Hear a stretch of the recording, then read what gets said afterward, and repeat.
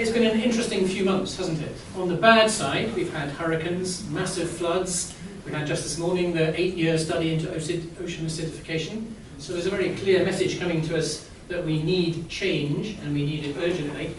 But as Sarah suggested, there have been lots of very positive signs in Scotland. Positive signs of real policy commitment, but also perhaps a change of attitude. That programme for government produced not just, as Sarah mentioned, the diesel and petrol phase-out by 2032, which is the fourth or fifth most ambitious commitment on that subject in Europe, but also the Just Transition Commission proposals. We set up an alliance working with the unions and with WWF a little while ago to push for exactly that kind of thing. It, of course, proposed the Scottish National Investment Bank, and we've been working with Commonweal and with New Economics Foundation to produce reports on that with the very able Gemma Bone, who's in the room. It also, unusually for a programme for government, particularly from the SNP, didn't really offer any encouragement to the fossil fuel industry. So there was no great tax break for the oil industry, no real encouragement. So on the carbon reduction side, potentially lots of good stuff. On the increasing carbon, really no encouragement at all. So overall, I read that programme for government as a very significant signal of a shift towards a fossil-free Scotland. Since then, just 10 days ago at the SNP conference, we had the announcement of a government-owned energy company. And tomorrow, the Scottish Parliament will always certainly ban fracking. So again, we're going in the direction of a fossil-free Scotland. We have a long way to go, and the two big things that we might talk about tonight, the Scottish National Investment Bank and the Just Transition Commission, they could be done right or they could be done wrong. But there's a potential huge synergy between having a government-funded, government-run National Investment Bank, a Just Transition programme underway, and a government energy company. We can make those three things work together, we can achieve a great deal. On the National Investment Bank, this meeting turns out to be very timely indeed, because there was a consultation launched on Friday on what that bank might look like, and also a speech by the First Minister.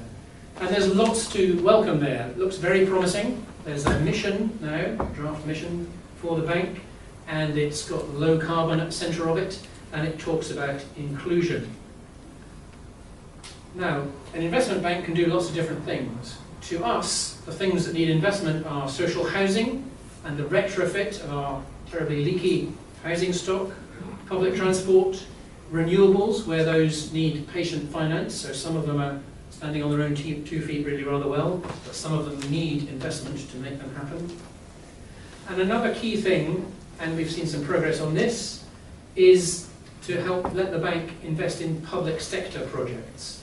So the initial announcement in the programme for government talked only about private sector investment. The consultation seems to lean much more in the direction that public sector projects might be funded by the bank as well. That's really important, particularly if we're to do the things like social housing and retrofit of people's houses. Being able to invest in the public sector to do those things is really important. On the Just Transition Commission, that's at an earlier stage. Thinking has begun, and we, with unions, will be sitting down with the government in a week or so to talk through the options. There are a whole range of things and expectations for a Just Transition Commission, so together we need to knock that down into something actually achievable, which will make a big difference. As I say, these things need to work together. Just Transition Commission is sitting in the climate change bit of government. That's a great place for it to sit in many ways, but it needs to reach out and actually make a difference to people who think about economic development and about the bank. So making those links internally is really important, as well as us helping make links externally in alliances. So we're on a very exciting journey, lots of opportunities, lots of ways we could get it wrong along the way, but lots of optimism that we might get it right. And so I'm very much looking forward to hearing our two eminent speakers give us some pointers on the way forward for a low carbon Scotland. Thank you.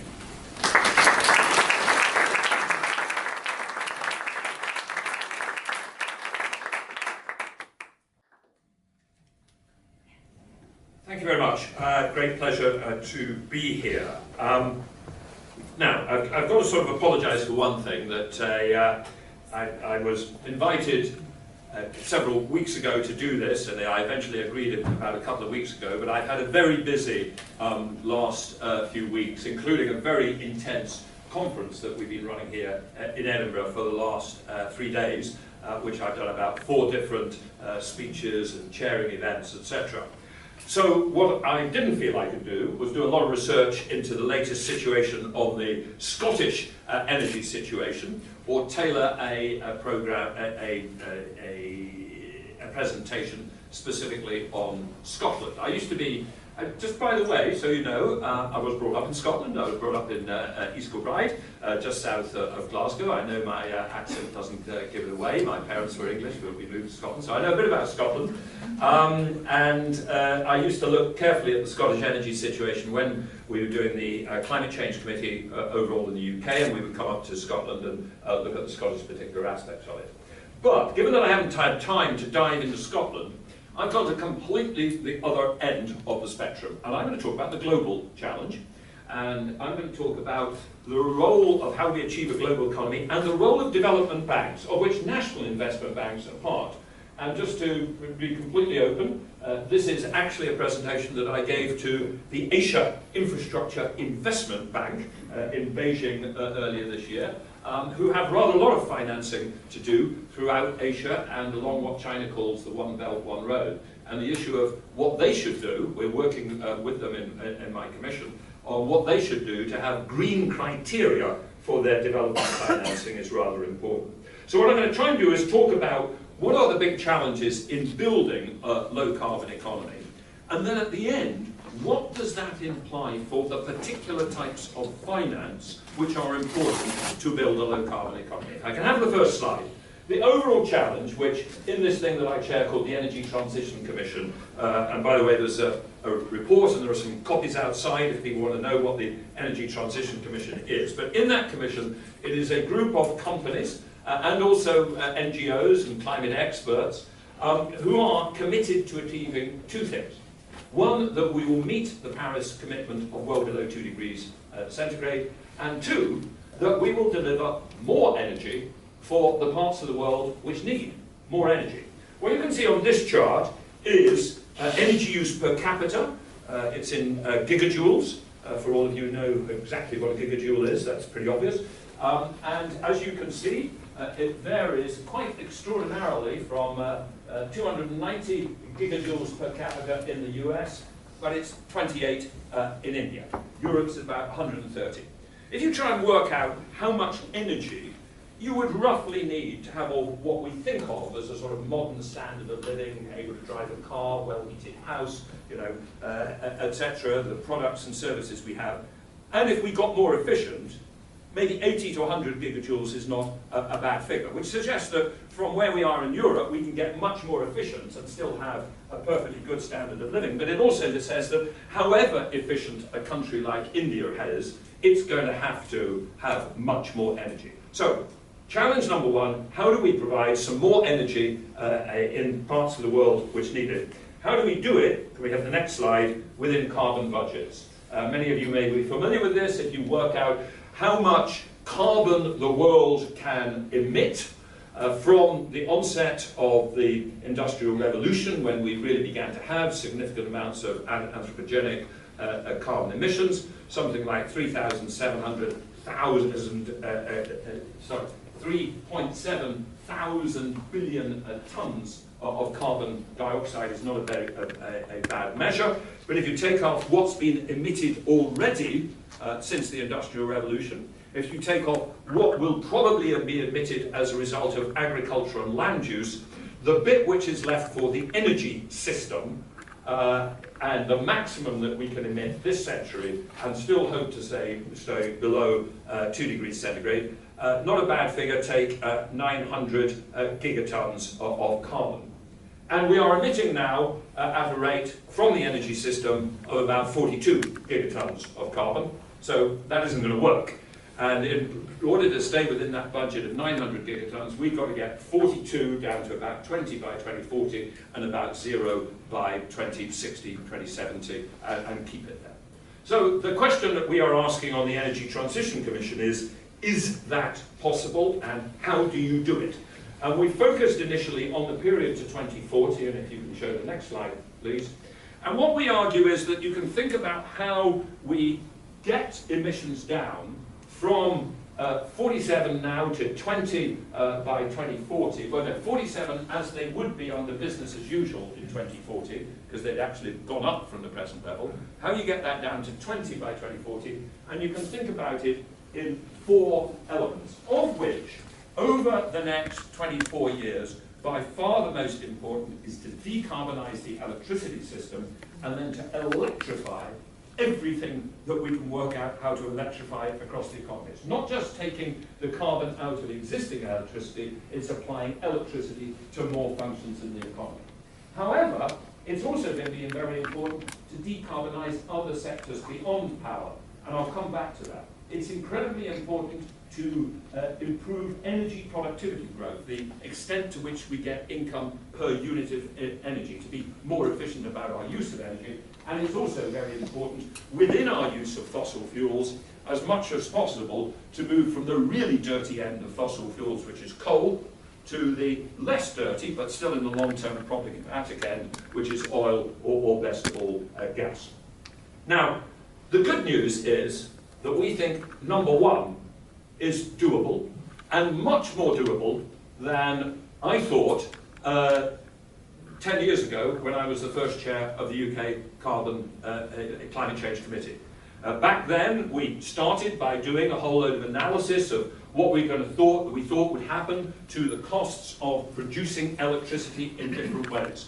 And I have to say, although we forecast that wind and solar costs would come down, I now rather hope that people have just destroyed all copies of our initial reports, because they're a bit embarrassing, because we totally failed to understand how rapidly the cost of wind and solar would come down. If you look at this chart, between 2009 and 2015, the cost of wind has come down by something like 65%, and the cost of solar PV by something like 85%, but it's gone on further since then. This 2015 cost is about $60 per megawatt hour, but we are now seeing bids both onshore and offshore, even offshore, which are lower than that. Solar is even more dramatic. This figure here again is about 60. In Saudi Arabia, there have just been an auction for solar PV at $18 per megawatt hour. 1.8 cents per kilowatt hour. You, in your household bills, are probably spending about 14 or 15 pence per kilowatt hour, about 19 cents per kilowatt hour. This is a fraction of that. Now, admittedly, we all have to admit Saudi Arabia is slightly sunnier than Scotland, so the lesson of that might not be immediately relevant. The other bit of great good news is that the cost of batteries is coming down. Next slide, please. This shows how far the cost of batteries, which are a crucial thing to build an intermittent renewable system, back at about $1,000 per kilowatt hour storable back in 2010, down to $273 by 2016. I'm absolutely certain they'll be below $150 by 2020, and I think quite possibly they'll be below $100. And the crucial bit of analysis that we did in this study is to answer the question, can you build an electricity system which is near total renewables, which gets 85 or 90% from renewables, and actually from intermittent renewables, even if you're not lucky enough, like Norway, to have enormous amounts of what's called dispatchable renewables, which is hydro. And the answer we give is, yes, within 10 or 15 years, you will be able to build systems which are 85 or 90% renewable, essentially wind and solar. And you will be able to back those up with lithium-ion batteries and with gas turbines running only a small percentage of the year, maybe 10% of the year. And the total cost of those, we have said actually on the next slide, could be as low as $70 per megawatt hour, 7 cents per kilowatt hour. But again, I think I'm going to be embarrassed by these calculations in 10 years' time. I think it is going to be lower still. So I think the cost of a near total renewable system is getting to the stage where it is going to be cheaper than fossil fuels, certainly than coal. Indeed, I was telling you something about America. The American coal industry is only going to keep going if it is subsidized, because wind and solar in America is very cheap. Actually, that's again, geography matters. America turns out to have one of the most favorable places for wind and solar. There's a lot of empty space in the middle of America. The cost of land is very low, it's pretty windy, and it's pretty sunny. But in that environment, the costs are getting dramatically low. So what we should do, as one element of our strategy, is to move as fast as possible ahead with decarbonising and heading for total decarbonisation of our power systems. And as we do that, we should be trying to electrify as much extra of the economy as possible. The next chart is all a bit crowded, you won't be able to take it in quickly, but we certainly think that by 2030 or so, 35% of fossil fuel use in the buildings of the world could be replaced by electricity, essentially to do heating or to do air conditioning. Again, one of the things to remember is that in most of the world, the big challenge on temperature is actually air conditioning, not heating. Focus on how we're going to heat ourselves is a peculiar northern latitudes focus, and when you get to India, where I've recently been, not exactly what they're worried about. We can electrify much more buildings. The next page, we can electrify, we believe, a lot of automation. Essentially, I think the future for cars is electric. And actually, I've just been in Germany talking to some of the big car manufacturers, and they all are basically saying the future is electric. And therefore, I welcome the fact that from 2032, there will be, it's not that there will be no fossil fuel cars in Scotland. I think there will be no new sales of fossil fuel cars. But I welcome the fact that that has been brought forward to that date in Scotland. As always, England is lagging behind with a 2040 target. You led us on banning smoking inside. You led us in levies on plastic bags, and you will lead us again on this issue, but we'll catch up eventually. So the future is decarbonise electricity and then electrify as much as possible. And actually at the global level, if I can have the next chart, the point to understand is we are going to need more electricity. And even if we get much more efficient at the use of it, we're just going to electrify more of the economy so that electricity is going to go up very fast. I mean, in India, where I've just come back from, we're talking about increases in electricity demand there from 1,000 terawatt hours to, by the mid-2030s, 3,000 terawatt hours. But even in countries like us, and even where we are getting more efficient, because we will electrify more of the economy, our total electricity use will probably go up. Now, that is the optimistic part of the story. That's what we should do, and it's doable. But it's not enough. Because if I have the next chart, once we've done that, and we get to 2040, and if we've got global emissions down to 20 gigatons, what we'll then be coming up against a lot of is that there's a lot of sectors of the economy where it's not easy to say electrify it. You can't necessarily, and perhaps forever, electrify aviation. Electrification may not work as well for long-distance, heavy goods vehicle trucks as it does for relatively short-distance cars. Steel production and cement production are very big sources of emissions, and it's not clear that the answer is simply electrification, though in steel it actually may be indirectly through the use of hydrogen. Now, the good news in these what we call difficult to abate sectors, if we look at the next chart, is that for every one of the major ones, and what we're talking here about is steel, cement, we need to remind ourselves what's on the chart, yeah. High temperature processes in various parts of India, steel making, chemicals, aviation, shipping, road transport. For every one of them, you can tick off and say, here's a potential solution. You either use hydrogen to make steel rather than using coking coal, or you use biofuels to produce aviation fuel rather than fossil fuels. But for all of them, there are at the moment challenges of what is the cost, things like biofuels, is it competing for a land with biodiversity, with food, etc.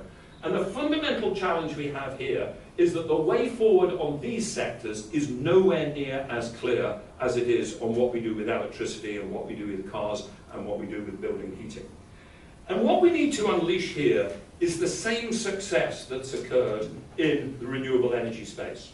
If you look at the next chart, What I would argue is that what has happened in renewable energy is one of the greatest modern successes of a fruitful relationship between the role of government and the role of the private sector.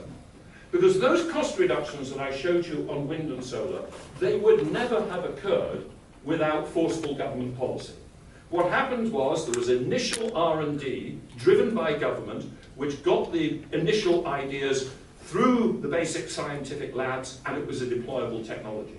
And then there were large subsidies up front, where we did pay for offshore wind and solar at much higher costs than fossil fuels. And a lot of people said, well, why are you doing this? This is absolutely absurd. This is incredibly expensive electricity. But the very process of subsidizing it drove it to scale deployment, drove what are called learning curve effects, and the prices came down, and the prices have now come down to the level that we hardly need subsidy.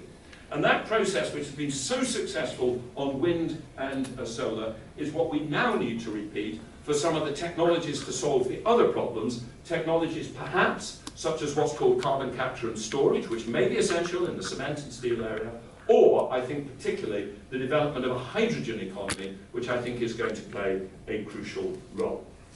We also, however, next slide, need to produce across the world a revolution in energy productivity growth. If we define energy productivity growth as income per unit of energy produced, GDP per unit of energy, in order for the numbers to add up, in addition to decarbonising energy supply, we've got to start improving that ratio at something like 3% per annum, and at the moment we're running at about 1.7% per annum across the world.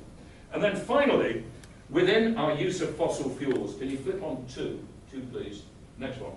Within fossil fuels, what we've got to do is commit to reducing fossil fuel use, but some of them before others.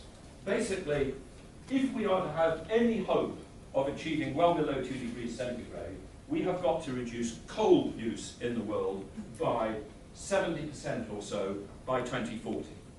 But actually, for the developed world, it's even more dramatic than that, because we don't know yet how to produce steel economically without coking coal.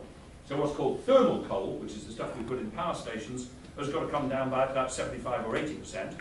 And we're not going to be able to stop the Chinese and the Indians burning some coal. So essentially, coal use in power stations in the developed world has got to stop tomorrow. I mean, we've just got to eliminate that as rapidly as we possibly can.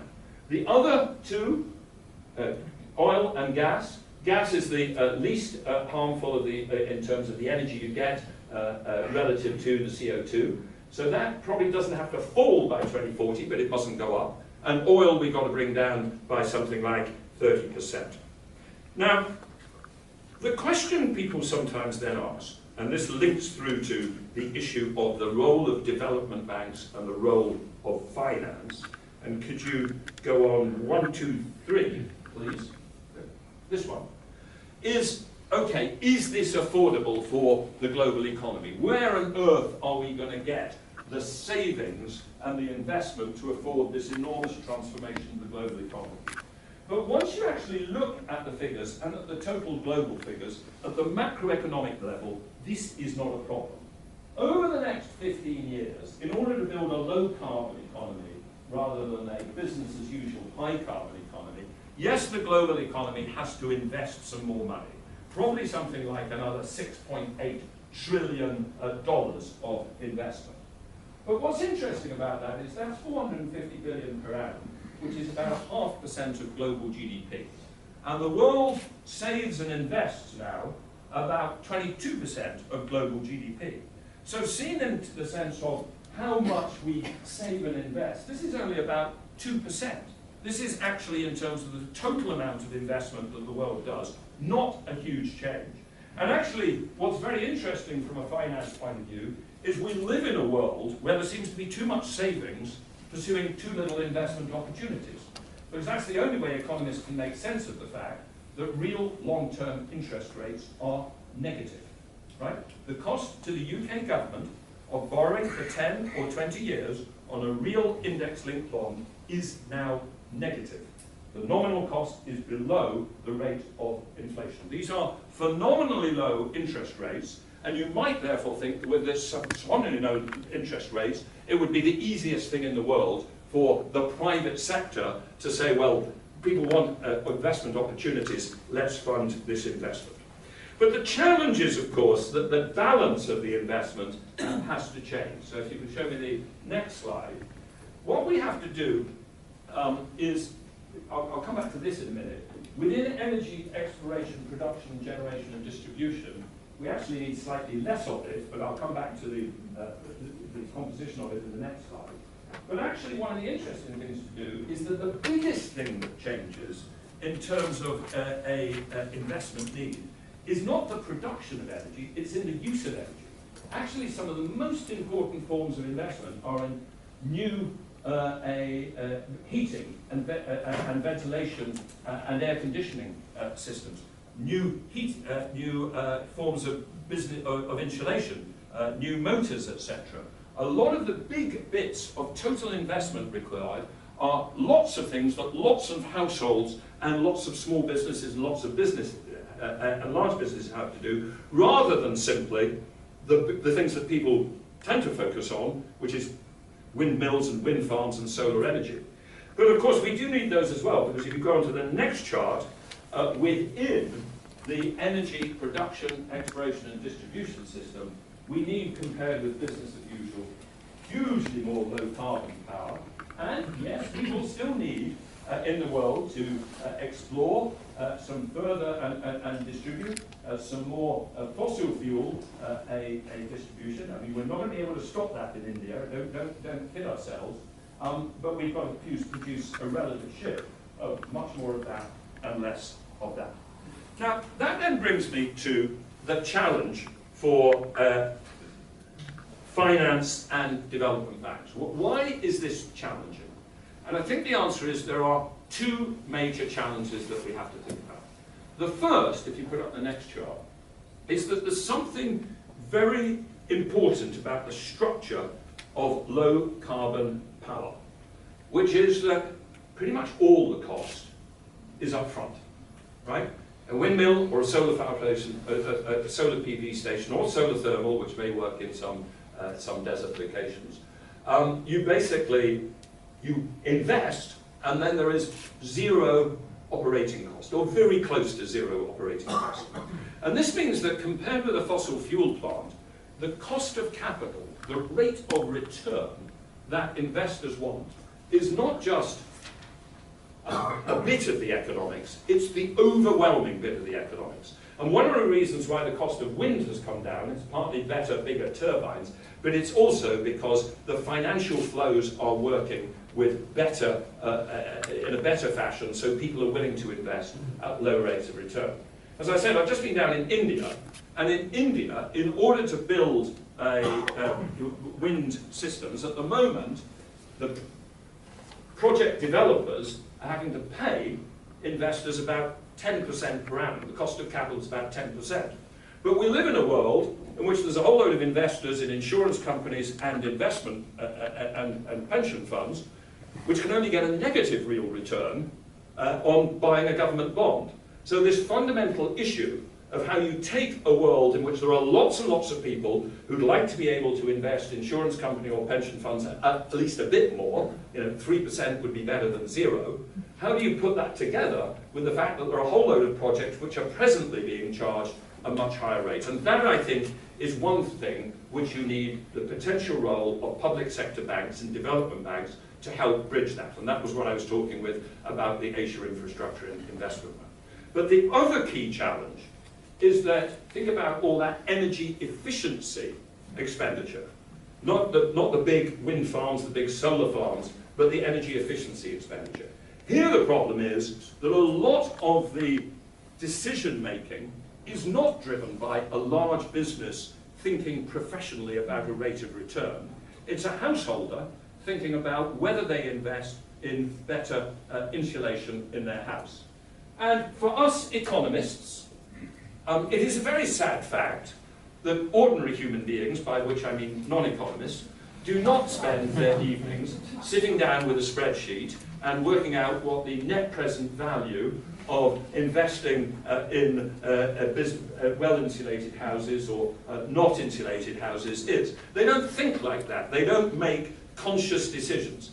And so what we need in that area is ways to reach those households with simple products which help them understand what they can save from insulation and helps them through those processes. And one of the problems that I think the UK government has had for the last 10 years is it's tried to address this issue by an overly complicated set of financial instruments which assume a degree of sophistication on the part of an individual decision maker thinking about their household economics that they don't have.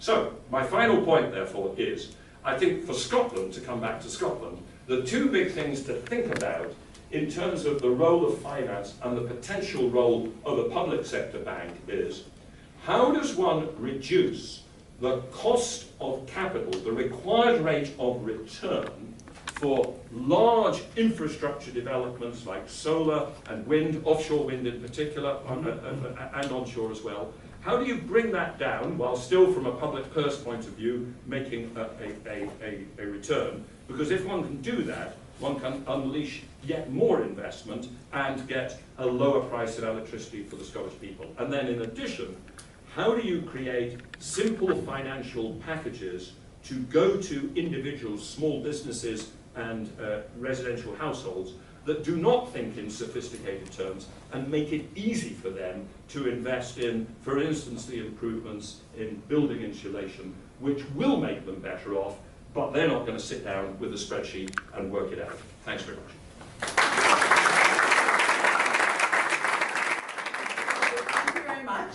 I thought that given the hour you wouldn't want 2 PowerPoint presentations, but then I started regretting it because I have some really cool slides I could have shown. So I'll have to describe them, which is even worse than showing them. So what I actually wanted to do, and I wonder if this is, I mean, we could do anything you want really during the question and answer period, but what I wanted to focus on, which is actually very much at the heart of this new institute I set up at UCL, called Institute for Innovation and Public Purpose, is focus on the challenges for the civil servants and the policymakers when thinking about directed growth, right?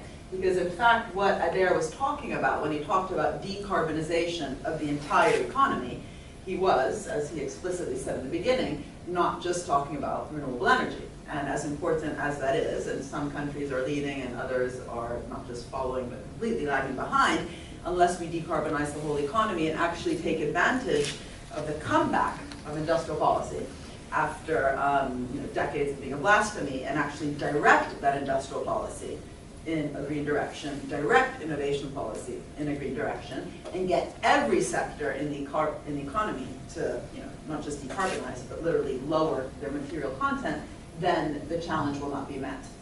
And I think there's lots to learn from these kind of mission-oriented programs of the past in order to really think about green as a green revolution. It is a revolution. It's going to require lots of also revolutionary thinking, but literally revolutionary investments, massive changes in how all companies behave. This notion that somehow this is about getting SMEs and startups to do green things. This is about getting large companies, medium companies, startups, small companies to transform their production, their distribution. It's about changing how people consume. And this is exciting, right? I mean, after the financial crisis, what was interesting was that this notion that we had to rebalance the economy, and also, again, the comeback of industrial policy as a way to do that, but also the fact that we do have these sustainable development goals that so many different countries have signed up to. And if you read those sustainable development goals, a lot of them actually have to do with sustainability. There's about almost half of them have some sort of green element to them. And the fact that countries have actually signed up to them means that we can actually get quite concrete on what needs to be done.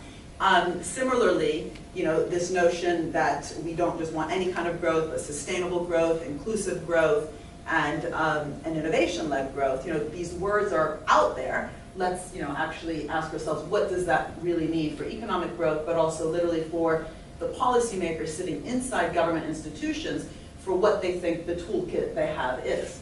And so my big message is that that toolkit actually has to change.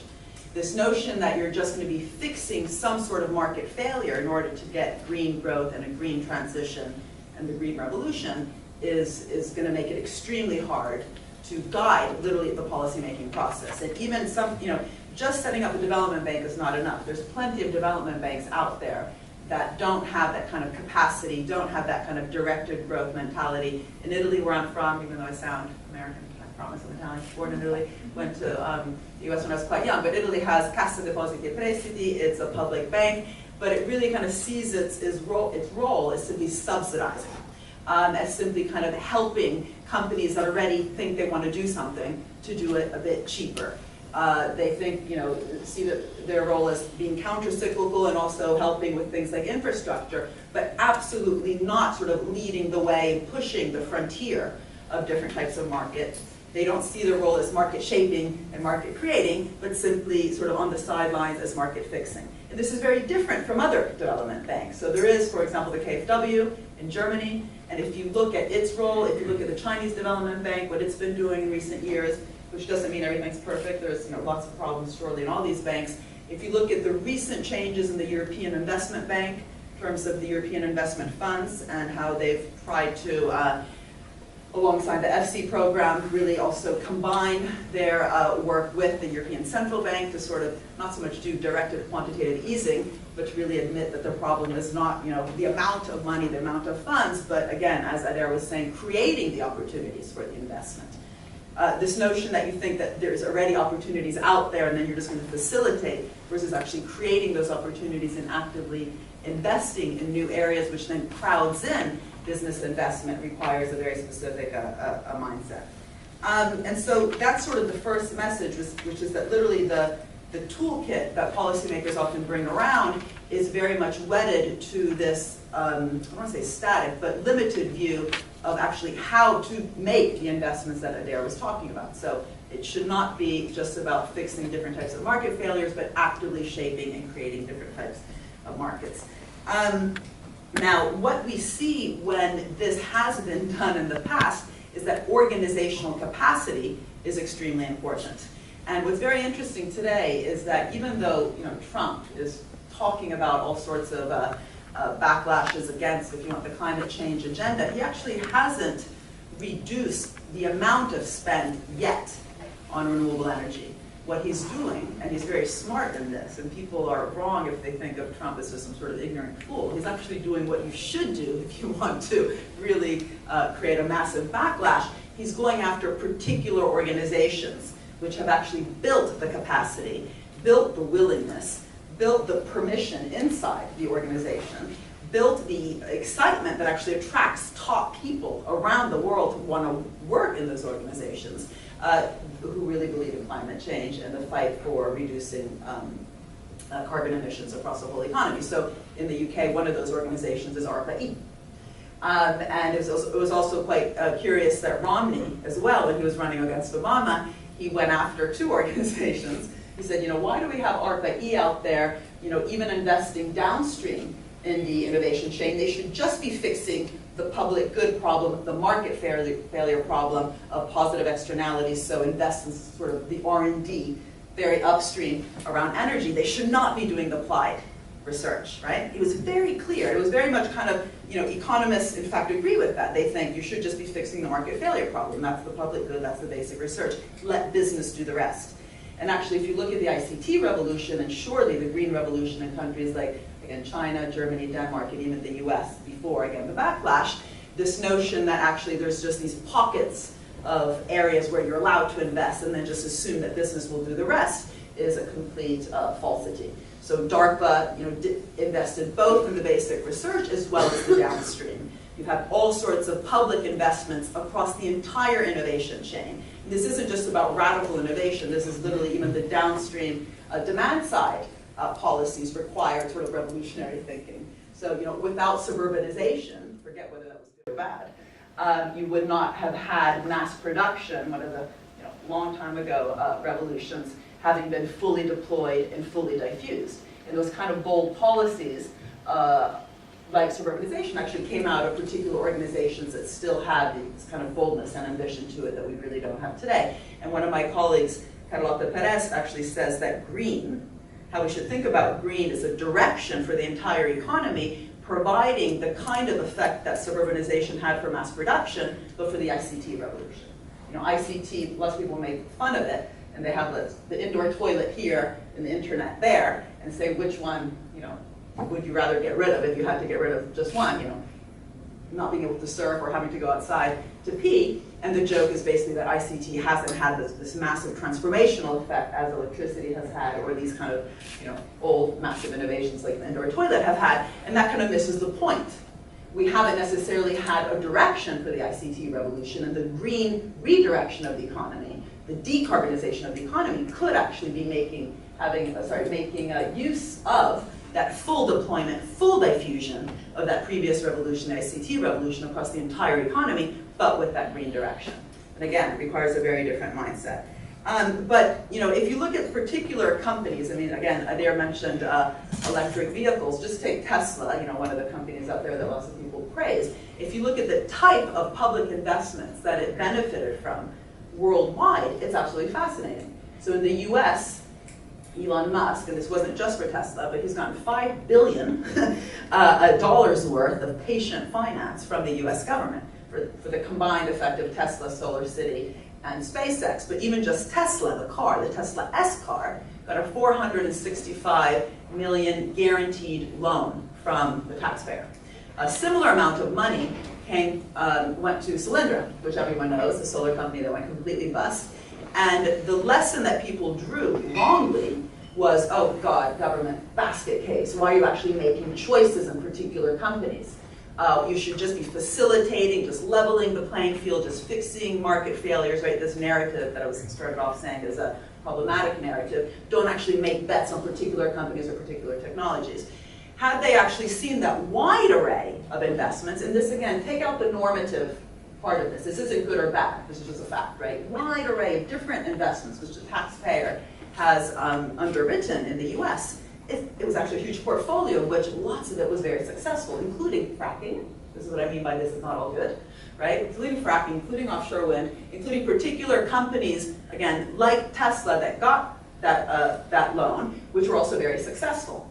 So one of the issues is how do you actually transform also the narrative, instead of talking about, you know, which company should we support, which technology should we support, but actually admit that what this requires is investments across a broad portfolio, and seeing it as, you know, actually having to, along the way, perhaps fail. In fact, as Bill Janeway often mentions, he's also on the INET board, you know, any entrepreneur is actually quite proud that you have trial and error and error and error.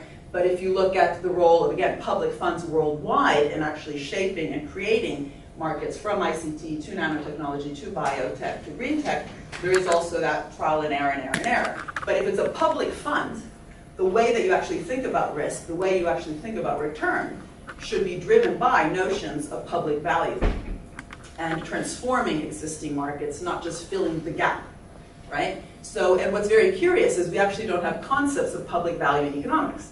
We have concepts of the public good, which again is just a correction for a problem, what the private sector is not investing in, but we don't have these notions that are much more ambitious about how to really transform an economy or even a particular organization aiming for that. We don't have sort of concrete metrics for that. I always give the example, by the way, of the BBC, because people in the UK sort of know all about the BBC. If you're interested in just seeing in a very practical way what happens when you don't have metrics of public value, look at how the charter review of the BBC occurred, where they were basically told, you know, okay, you can make documentaries about giraffes in Africa, you can make high quality, you know, world news, but don't make soap operas, don't make talk shows. That's not sort of a public good problem, that's for business. Without actually realizing that the really ambitious program that the BBC has been independent of the format, literally the format, the TV format, the soap operas and talk shows, but it has been about, you know, for example, in the 1980s having a learning program that was very transformational, really thinking again across all sectors of the UK economy, which actually ended up having a spillover in the BBC microcomputer, which then through procurement policy allowed companies like ARM and Acorn to actually scale up, right? And if you think of that also again in terms of the green economy, coming back to Tesla, you know, Tesla received that early stage, ambitious, high-risk finance from the US government, but then worldwide, because this has to be a global agenda, this is not about the nation state providing all that support, 30% of Tesla cars are actually sold in Norway, where that ambition also is on the demand side. So in Norway, you don't have to pay for parking in the city. If you have an electric vehicle, you can drive in the taxi lane, and there's no tax, basically, on those cars. And what's very interesting, by the way, about tax is we often think that you can just nudge business to make green investments. But actually, you know, if you look at the investment side of GDP, there's very little evidence that just providing different types of tax incentives gets business to invest. Whereas consumption, consumers do actually tend to be quite sensitive to these different types of tax incentives. So the Norwegian sort of different tax incentives did get consumers to buy electric vehicles. But what a green transformation of the economy needs on the investment side requires much more than tax incentives. What it has required, again, if we look at previous technological revolutions, is government actually taking the lead investment role, kind of investor first resort. And it's very interesting that that concept doesn't exist out there in sort of the narrative and the discourse that we use for public finance. We think of things like lender of last resort, right? So central banks are supposed to be lenders of last resort. But investor of first resort is not sort of part of the common parlance. And actually, if you look at these successful public banks, say not the lame, kind of boring ones like the Italian Public Bank, but again, the Chinese Development Bank, the German Public Bank, the European Investment Bank, and up until recently, the Brazilian Public Bank, they absolutely saw their role as taking that investor first resort role. And it was not about plugging the finance gap, this notion that somehow there's just a finance gap that you just have to plug in and tap into, versus, again, pushing the market frontier and then getting business excited. And then on there is when you can actually create different types of tax incentives to affect the marginal investment. But actually creating the animal spirits, this great word that Keynes talked about, actually getting business to even want to invest. So additionality, making them do what they would not have done anyway, actually requires that lead investment role. And I think this is really the big challenge of the Scottish National Investment Bank today. To see its role as not just facilitating, not just enabling, not just thinking of itself as sort of providing SME finance or some infrastructure finance, but really leading on the investment side. And the question is also then which instruments should it use? And again, what can we learn from what sort of works and what doesn't across the world in terms of providing that new opportunity creation, which by the way then also crowds in different types of finance. None of this is going to happen through just one public bank kind of leading the way. They work within ecosystems of different types of public and private actors, both third sector, voluntary philanthropies, which increasingly are becoming important, as well as civil society organizations. We shouldn't forget, by the way, that the Energiewende policy in Germany has a very interesting characteristics in terms of its emission-orientedness, that it actually came out of kind of 3 or 4 decades of a very strong green movement in Germany, which then gave the Energiewende mission, if you want, legitimacy within Germany, the nation. Whereas the mission, to the moon, which is very interesting, and people like Stern and King have talked about sort of, green mission today. That actually came from Kennedy and his team, president and his team thinking, okay, we're going to do this, Cold War, this is going to be our mission. And what's interesting is how to actually, on the one hand, direct economic growth, again, in a green way, but also to allow lots of this bottom-up experimentation below, but also unless it really has legitimacy within the country, it's very hard then also to follow through beyond the electoral cycle. And I think what's very interesting in Scotland, at least under Sturgeon, and I have the luck of being one of her economic advisors, is that there is, if you want, a very clear remit and pretty concrete policies that have been happening over the last years that have made it quite explicit that the strategy is both about innovation-led growth, making that innovation more green, but also inclusive growth. And how to use these public investment tools to achieve both of those is very, very interesting, because what you didn't have, for example, in Silicon Valley, You had public investment, again, leading the way, so everything in our smartphones that makes it smart and not stupid was publicly financed, right? Internet, GPS, touchscreen, Siri. But the rewards to that were largely privatized, okay? And partly also because they didn't actually set it up like a portfolio, right? So for every internet, you really do have 8 or 9 Concords. For every Siri or touchscreen, you have lots of failures. So part of it was they literally didn't set it up as a portfolio, so the taxpayer just socialized the risks and not the rewards. But also, what you have in an investment bank is literally because you have these investment funds and they can make return on equity, you have the possibility to actually line up in some ways your macro policy and your micro policy. And this is not about confusing a central bank with the National Investment Bank, but it is about doing things like, and I'm not, again, this is much more complicated than I'm making it sound, but what was interesting with the Brazilian Investment Bank, that for many years, BNDES was actually making around 20% return on equity.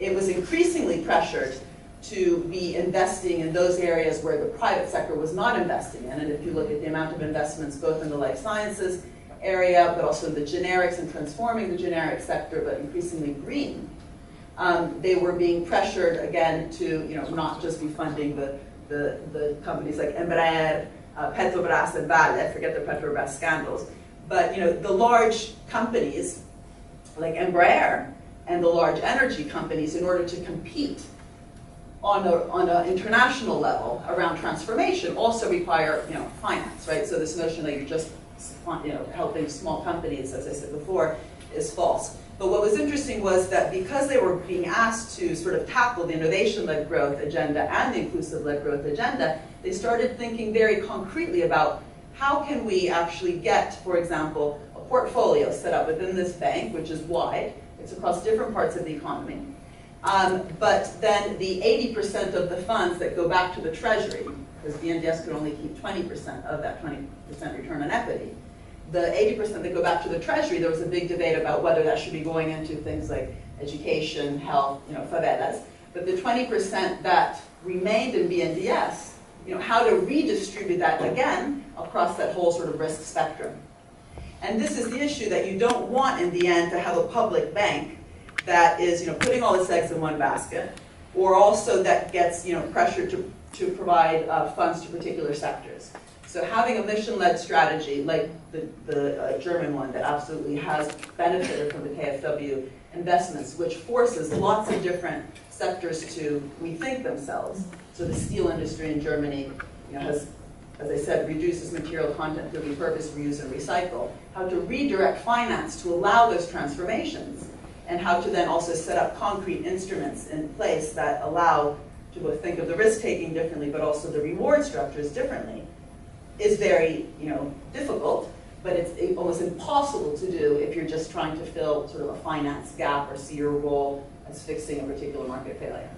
So I think this is one of the things that would be interesting to talk about, especially with the policymakers in the room, is whether they feel they even have the remit to be thinking in this way, or if they always have to sort of identify first the gap and then to fill it in without actually having the capacity, the capability, and the metrics also to be actively shaping and creating new markets in the country.